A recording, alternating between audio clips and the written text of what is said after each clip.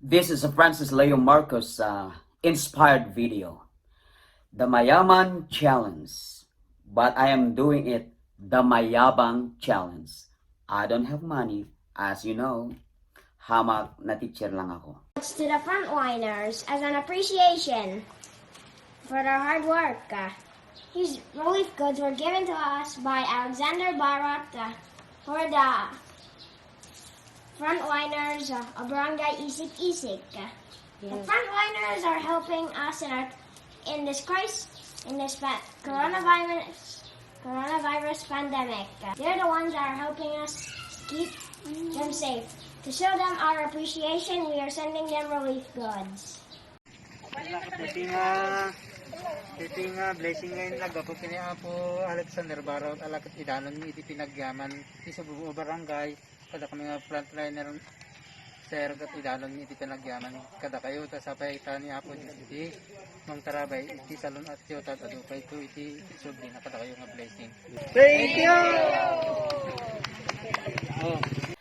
Dahil sa ginawa kong video, that is the Mayaman Challenge, which is my intention is just to make jokes, just to make you laugh, just katuwaan.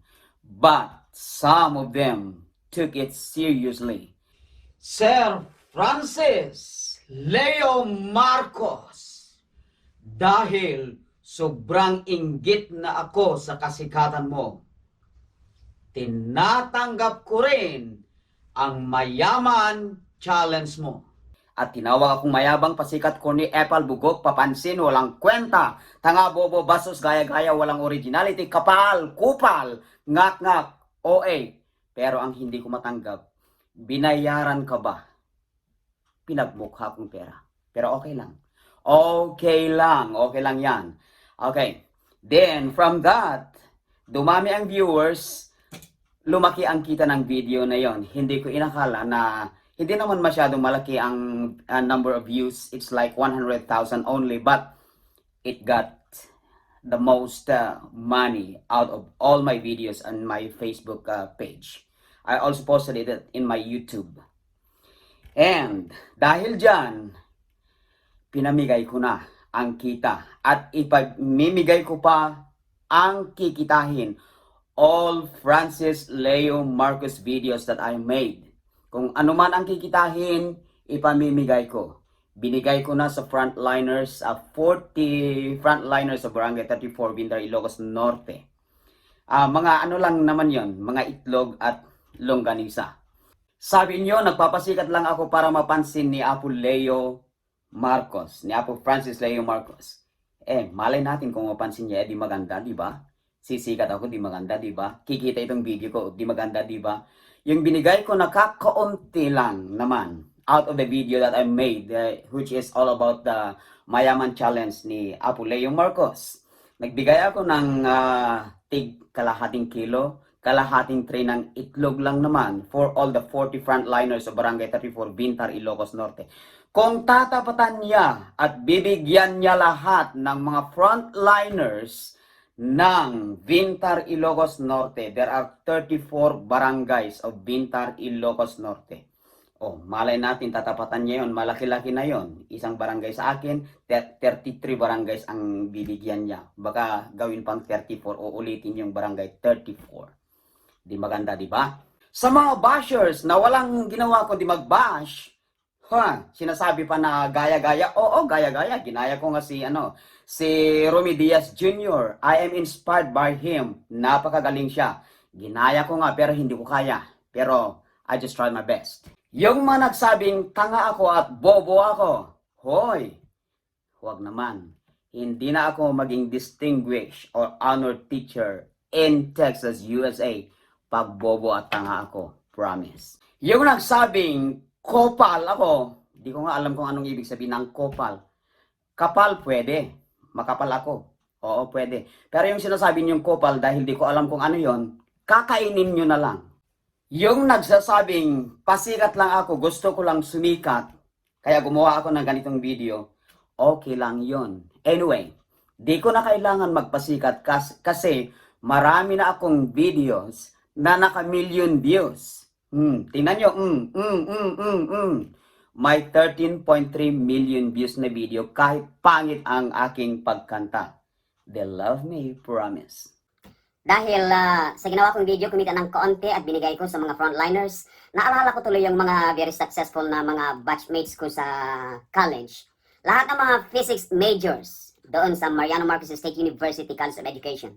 Tinatawag niya normal school. May isa nandito, si Norman Blanco nandun sa California, nagtuturo ng physics and math. Si Orlando Patricio, siya yung number 1 namin. Nagtuturo dito sa Texas, sa Laredo. Si Felino Padre, nandun sa Canada. Naalala ko rin itong best friend ko. Sorry na lang, best friend ko talaga ito, si Bong de la Cruz, Angelito de la Cruz. Negosyante na sa Pilipinas, nag-retire na as teacher, early retirement, at naging very successful businessman. Siya siguro ang pinakamayaman sa amin ngayon. Ako na lang ang humahabol lang. Ang mga friends ko dito sa Texas, Teacher Alma, taas ng sweldo mo. Taas ng sweldo yung mag-asawa, no? Si Queen Heaven, ganda ng pangalan mo, no? Tinatawag na yung Mayora. Milyonarya.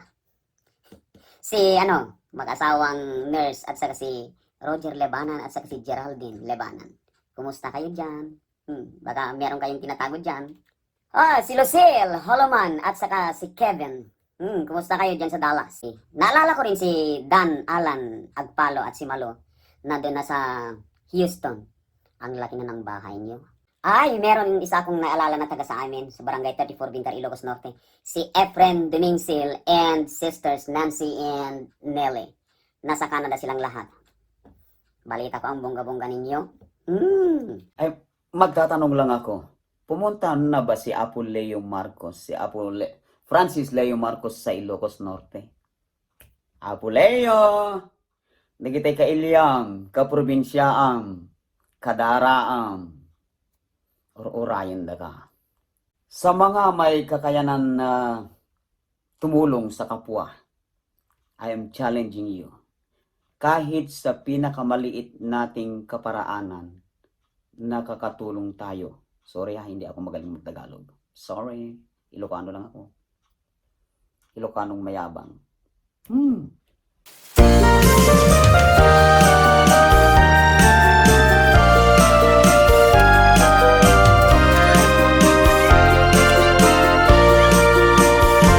Dito'y away isot ti lugar ni Tita eng minay pasuli jay ili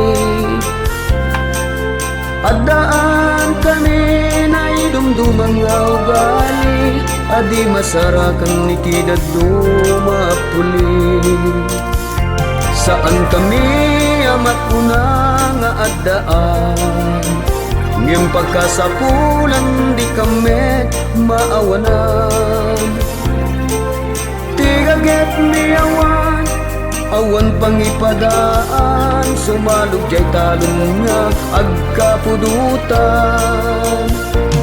Di kam lakauma agsidat binugungan Nang runa tay pakbe aluto ni nana Nasagpawan tinunuwadalan Hakalat ni tata Biyag mi dito'y away Umayo'y matangan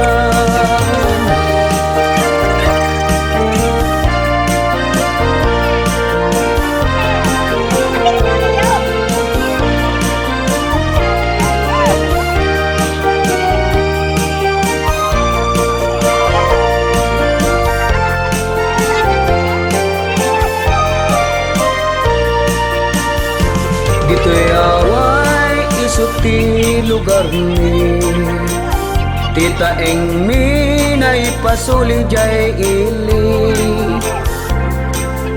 Adaan kami na idumdumang ugali Adi masarakan ni kidad